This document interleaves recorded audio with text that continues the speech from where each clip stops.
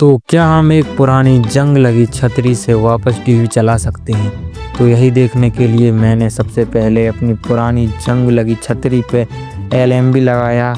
और सबसे बड़ा चैलेंजिंग पॉइंट ये है कि LMB केवल 2 पार्ट में टूटी हुई है। तो मैंने उसको अच्छे से जोड़ लिया है और टीवी पास आकर हमें ये पता चला कि सिग्नल क्वालिटी बिल्कुल ही 0 है। फिर मैंने 1 घंटे तक लगातार सिग्नल बनाने की कोशिश की, लेकिन उस छतरी पर सिग्नल आने का नाम ही नहीं ले रहा था। तो ये चैलेंज हम हार चुके हैं। मिलते हैं नेक्स्ट चैलेंजिंग भरी वीडियो में।